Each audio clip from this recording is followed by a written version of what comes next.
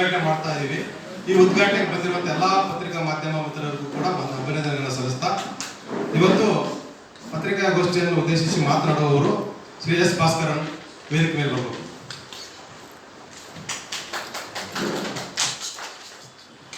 ಶ್ರೀಮತಿ ಭವ್ಯ ಸಂತೋಷ್ ಬೆಂಗಳೂರು ದುರ್ಗಾ ಸೇನೆ ಅಧ್ಯಕ್ಷರು ವೇದಿಕೆ ಬರಬೇಕು. ಶ್ರೀಮತಿ ಅನೂಪ್ ರೆಡ್ಡಿ ಮೇಡಮ್ ಅವರು ಹಿಂದೂ ಮುಖಂಡರು ವೇದಿಕೆ ಬರಬೇಕು.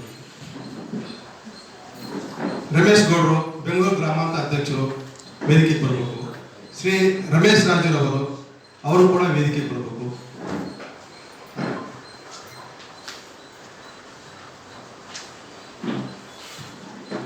ವಕೀಲರು ಶ್ರೀ ಮಂಜುನಾಥ್ ಸರ್ ಅವರು ಕೂಡ ವೇದಿಕೆ ಬರಬೇಕು. ಶ್ರೀರಾಮ ಸೇನೆಯ ವಕೀಲ ಸಂಘದ ಅಧ್ಯಕ್ಷರು ಕೂಡ.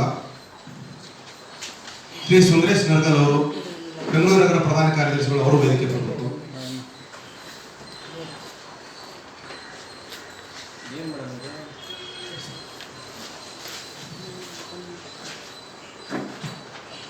ಇವತ್ತು ಶ್ರೀರಾಮ ಸೇನೆ ಕರ್ನಾಟಕ ವತಿಯಿಂದ ಸುಮಾರು 6 ಕಡೆಗೆ ಇವತ್ತು ನಾವು ಪತ್ರಿಕಾಗೋಷ್ಠಿಯನ್ನು ಕರೆದಿದ್ದೀವಿ. ಈ ಸಹಾಯವಾಣಿಯನ್ನ ಉದ್ಘಾಟನೆ ಮಾಡೋದಕ್ಕೆ ಸುಮಾರು ಕರ್ನಾಟಕ ಅಷ್ಟೇ ಅಲ್ಲದೆ ದೇಶಾದ್ಯಂತ ಎಷ್ಟು ಲವ್ ಜಿಹಾದ್ ಪ್ರಕರಣಗಳಾಗ್ತಾ ಇದ್ದಾವೆ, ಎಷ್ಟು ಹತ್ಯೆಗಳಾಗಿದ್ದಾವೆ ಮತ್ತು ಎಷ್ಟು ಆತ್ಮಹತ್ಯೆಗಳಾಗಿದ್ದಾವೆ, ಪ್ರತಿಯೊಂದು ಅಂಕಿಅಂಶಗಳನ್ನು ಇವತ್ತು ಬಿಡುಗಡೆ ಮಾಡುವ ದೃಷ್ಟಿಯಿಂದ ಪತ್ರಿಕಾಗೋಷ್ಠಿ ಕರೆದಿದ್ದೀವಿ.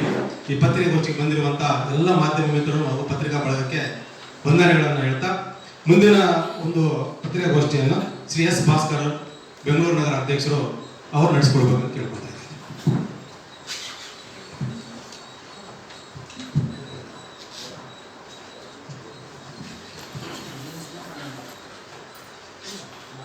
ಎಲ್ಲ ಮಾಧ್ಯಮ ಮಿತ್ರರಿಗೆ ಶ್ರೀರಾಮ ಸೇನೆಯ ವತಿಯಿಂದ ನಮಸ್ಕಾರಗಳನ್ನು ಹೇಳ್ತಾ ಇದ್ದೇವೆ. ತಮ್ಮೆಲ್ಲರಿಗೂ ಸ್ವಾಗತವನ್ನು ಕೋರ್ತಾ ಇದ್ದೇವೆ. ಇವತ್ತು ಶ್ರೀರಾಮ ಸೇನೆ ಕರ್ನಾಟಕ ರಾಜ್ಯದಲ್ಲಿ ಇಲ್ಲಿ ತನಕ ನಡೆದು ಹೋದಂತಹ ಲವ್ ಜಿಹಾದ್ ಪ್ರಕರಣಗಳು ಮುಂದಕ್ಕೆ ನಮ್ಮ ಸನಾತನ ಹಿಂದೂ ಧರ್ಮದ ಹೆಣ್ಣು ಮಕ್ಕಳು, ನಮ್ಮ ಸಹೋದರಿಯರು ಈ ಒಂದು ಲವ್ ಜಿಹಾದ್ ಎನ್ನುವ ಮೋಸದ ಪ್ರೇಮ ಪಾಶಕ್ಕೆ ಅಥವಾ ಪ್ರೇಮ ಜಾಲಕ್ಕೆ ಸಿಲುಕಬಾರದು ಅನ್ನೋ ಒಂದು ದೃಷ್ಟಿಯಲ್ಲಿ ಶ್ರೀರಾಮ ಸೇನೆಯ ನಮ್ಮ ರಾಷ್ಟ್ರೀಯ ಅಧ್ಯಕ್ಷರಾದಂತಹ ಪ್ರಮೋದ್ ಜಿ ಮುತಾಲಿಕ್ರವರು, ನಮ್ಮ ರಾಜ್ಯದ ಅಧ್ಯಕ್ಷರಾದ ಶ್ರೀ ಗಂಗಾಧರ್ ಕುಲಕರ್ಣಿ ಅವರು ಮತ್ತು ನಮ್ಮ ರಾಜ್ಯ ಕಮಿಟಿಯ ಹಲವಾರು ಜನ 3 ರಿಂದ 4 ಬಾರಿ ಚರ್ಚೆ ಮಾಡಿ ಇವತ್ತಿನ ದಿನ ಈ ಲವ್ ಜಿಹಾದಿನ ವಿಚಾರವಾಗಿ ಒಂದು ಸಹಾಯವಾಣಿಯನ್ನು ನಿರಂತರವಾಗಿ 24x7 ಪ್ರಾರಂಭ ಮಾಡಬೇಕು ಅಂತ ಹೇಳಿ ನಾವು ನಿಶ್ಚಯನ ಮಾಡಿದ್ದು.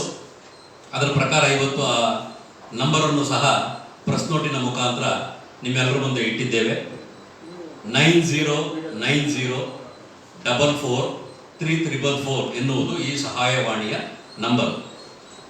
ಈ ಲವ್ ಜಿಹಾದಿನ ಒಂದು ಸ್ವಲ್ಪ ಹಿನ್ನೆಲೆಯನ್ನು ಮಾತ್ರ ಮಾಧ್ಯಮ ಮಿತ್ರರೊಂದಿಗೆ ಹಂಚ್ಕೋಬೇಕು ಅಂತ ಹೇಳಿ ನನಗೆ ಅನ್ನಿಸ್ತಾ ಇದೆ. ಮೊದಲಿಗೆ ಈ ಲವ್ ಜಿಹಾದ್ ಅಂದರೆ ಏನು ತಮ್ಮೆಲ್ಲರಿಗೂ ಗೊತ್ತಿದೆ. ಅದನ್ನು ಸ್ವಲ್ಪ ವಿಸ್ತಾರವಾಗಿ ಹೇಳ್ತೀನಿ, ಸ್ವಲ್ಪ ಸಹಕಾರ ಮಾಡಬೇಕು.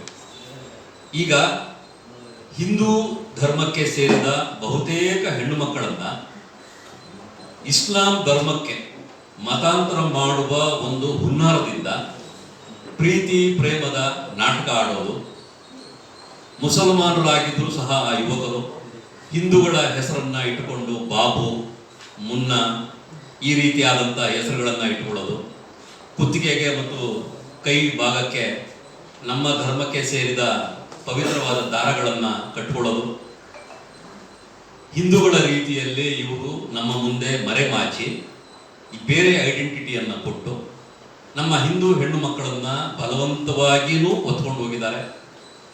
ಕೆಲವು ಸಾರಿ ಮುಸಲ್ಮಾನರು ಅಂತ ಗೊತ್ತಾದ ಮೇಲೆ ಆ ಹೆಣ್ಣು ಮಕ್ಕಳು ಹಿಂದೇಟು ಹಾಕಿದಾಗ ಅವರ ಜೊತೆಗೆ ಏನು ಫೋಟೋಗ್ರಾಫ್ಗಳನ್ನು ಮತ್ತು ವಿಡಿಯೋಗ್ರಾಫ್ಗಳನ್ನು ಮಾಡಿರ್ತಾರೆ ಅದನ್ನು ಇಟ್ಕೊಂಡು ಬ್ಲ್ಯಾಕ್ ಮೇಲ್ ಮಾಡೋದು, ಈ ರೀತಿಯಾದಂಥದ್ದು ಬಹಳ ನಡೀತಾ ಇದೆ.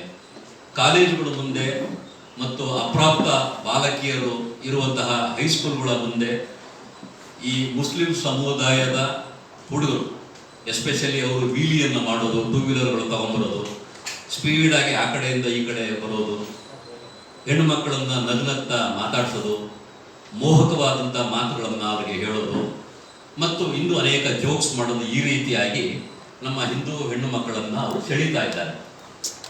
ಅದರಲ್ಲಿ ನಮ್ಮ ಹಿಂದೂ ಸಮುದಾಯದ ಸ್ವಲ್ಪ ಎಚ್ಚರಿಕೆಯನ್ನು ಇರಬೇಕು ಅನ್ನೋದು ನಮ್ಮ ಅಭಿಪ್ರಾಯ.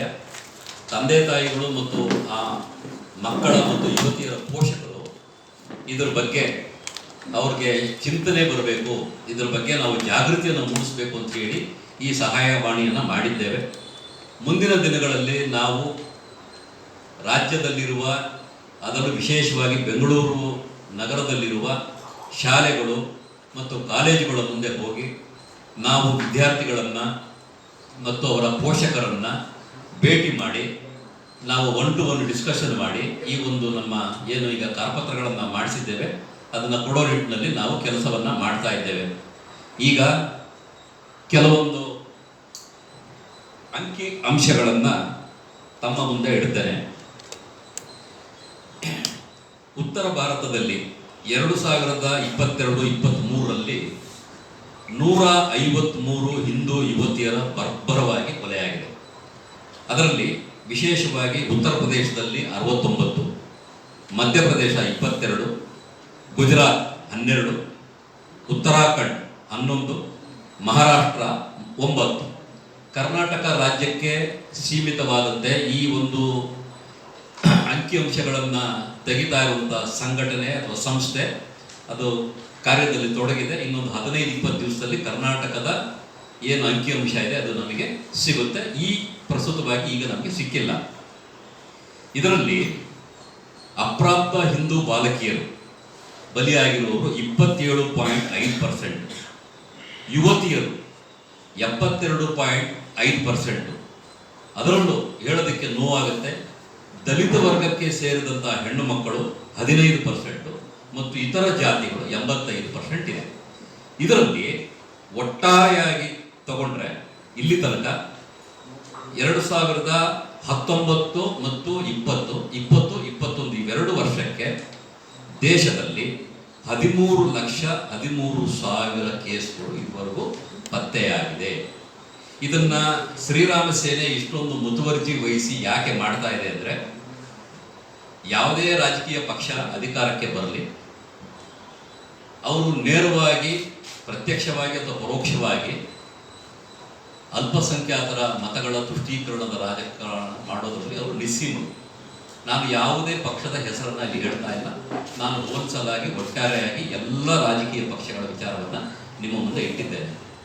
ಕರ್ನಾಟಕ ಈಗೇನು ನಮಗೆ ಕಾಂಗ್ರೆಸ್ ಗೌರ್ಮೆಂಟ್ ಈಗ ಅಸ್ತಿತ್ವಕ್ಕೆ ಬಂದಿದೆ, ಅಸ್ತಿತ್ವಕ್ಕೆ ಬಂದಾಗಲೇ ಪಕ್ಷದಲ್ಲಿದ್ದಂತಹ ಗೆದ್ದಂತಹ ಮುಸ್ಲಿಂ MLAಗಳು ಈ ರಾಜ್ಯದಲ್ಲಿ ಕಾಂಗ್ರೆಸ್ ಸರ್ಕಾರ ಅಧಿಕಾರಕ್ಕೆ ಬರುವುದಕ್ಕೆ ಮುಸಲ್ಮಾನರು 100ಕ್ಕೆ 100ರಷ್ಟು ಕಾಂಗ್ರೆಸ್ ಪಕ್ಷಕ್ಕೆ ವೋಟ್ ಹಾಕಿದ್ರಿಂದಾನೇ 60ಕ್ಕೂ ಹೆಚ್ಚು ಸ್ಥಾನಗಳಲ್ಲಿ ಕಾಂಗ್ರೆಸ್ ಗೆದ್ದಿದೆ. ಹಿಂದೆ ವಕಫ್ ಬೋರ್ಡ್ನ ಅಧ್ಯಕ್ಷ ಆಗಿದ್ದಂತಹ ಶಫಿ ಸಹದಿ ಅವರು ಮಾಧ್ಯಮದ ಮುಂದೆ ಅಫಿಷಿಯಲ್ ಆಗಿ ಒಂದು ಬೇಡಿಕೆಯನ್ನು ಇಟ್ಟಿದ್ರು.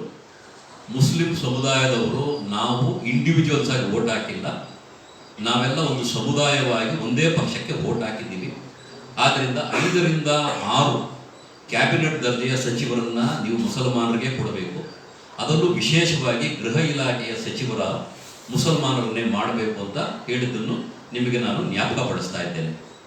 ಈಗ ಈ ಸಹಾಯವಾಣಿಯನ್ನು ಯಾವ ರೀತಿ ನೀವು ಉಪಯೋಗಿಸ್ಕೋಬಹುದು ಅಂದರೆ, ಈ ರಾಜ್ಯದ ಜನತೆ ಈಗ ಸಹಾಯವಾಣಿಯ ವಿಚಾರವಾಗಿ ನಾವು ಕೆಲವೊಂದು ಅಂಶಗಳನ್ನು ಪ್ರಿಂಟ್ ಮಾಡಿ ಅದನ್ನು ಹ್ಯಾಂಡ್ ಬಿಲ್ ಮುಖಾಂತರ ಈಗ ಎಲ್ಲ ಕಡೆ ವಿತರಣೆ ಮಾಡ್ತೀವಿ. ಬೆಂಗಳೂರು ನಗರ ಸೇರಿ ಕರ್ನಾಟಕದಾದ್ಯಂತ ಇವತ್ತು 6 ಕಡೆಗಳಲ್ಲಿ ಈ ಒಂದು ಪ್ರೆಸ್ ಮೀಟ್ ನಡೀತಾ ಇದೆ. ಮಾಧ್ಯಮ ಮಿತ್ರರು ದಯಮಾಡಿ ಈ ಒಂದು ವಿಚಾರದಲ್ಲಿ ನಮಗೆ 100ಕ್ಕೆ 100 ಸಹಕಾರ ಮಾಡಬೇಕು. ಇದನ್ನು ದಯವಿಟ್ಟು ನಿಮ್ಮ ವಿದ್ಯುತ್ ಮಾಧ್ಯಮ ಇರಲಿ ಅಥವಾ ಪ್ರಿಂಟ್ ಮೀಡಿಯಾ ಇರಲಿ ನಮಗೆ 100ಕ್ಕೆ 100ರಷ್ಟು ನಮಗೆ ಸಹಕಾರ ಕೊಡ್ತೀರಾ ಅಂತ ಹೇಳಿ ನಾವು ನಂಬಿದ್ದೇವೆ. ಈ ಮಕ್ಕಳ, ಯುವತಿಯರ ಅಥವಾ ಬೇರೆ ಹೆಣ್ಣು ಮಕ್ಕಳು ಯಾರು ಇಲ್ಲಿ ತನಕ ಲವ್ ಜಿಹಾದ್ಗೆ ಬಲಿಯಾಗಿದ್ದಾರೆ ಅಥವಾ ಈಗ ನಿರಂತರವಾಗಿ ಮುಸ್ಲಿಂ ಸಮುದಾಯದ ಹುಡುಗರು ಯಾರು ಇವರಿಂದ ಬಿದ್ದಿರ್ತಾರೆ ಅವರ ಪಾಲಕರು, ಅವರ ಪೋಷಕರು, ಅಣ್ಣ ತಮ್ಮಂದಿರು ಅಥವಾ ಅವರ ಸ್ನೇಹಿತರು ಯಾರು ಬೇಕಾದರೂ ನಮ್ಮ ಸಹಾಯವಾಣಿಗೆ ಫೋನ್ ಮಾಡಿ ನಮ್ಮ ಸಹಾಯವನ್ನು ಪಡ್ಕೋಬಹುದು. ಶ್ರೀರಾಮ ಸೇನೆ ಸಂಘಟನೆ ಈ ಒಂದು ಏನು ಸಹಾಯವಾಣಿಯನ್ನು ಇವತ್ತು ಬಿಡುಗಡೆ ಮಾಡಿದೆ, ಖಂಡಿತವಾಗಿ 100ಕ್ಕೆ 100ರಷ್ಟು ಸಾಂವಿಧಾನಿಕ ಮಾರ್ಗಗಳಲ್ಲಿ, ಕಾನೂನಾತ್ಮಕ ಮಾರ್ಗಗಳಲ್ಲೇ ಇದಕ್ಕೆ ನಾವು ಪರಿಹಾರವನ್ನು ಹುಡುಕೊಡ್ತೀವಿ ಅಂತ ನಾವು ನಿಮ್ಮೆಲ್ಲರ ಮುಂದೆ ಪ್ರಾಮಿಸ್ ಮಾಡಿ ಹೇಳ್ತಾ ಇದ್ದೇವೆ. ಮಾಧ್ಯಮ ಮಿತ್ರರಿಗೆ ಏನಾದರೂ ಪ್ರಶ್ನೆಗಳಿದ್ರೆ ದಯಮಾಡಿ ಕೇಳಬಹುದು. ನಂಬರ್ನ ಬಿಡುಗಡೆ ಮಾಡ್ತಾ ಇದ್ದೇವೆ, ದಯಮಾಡಿ.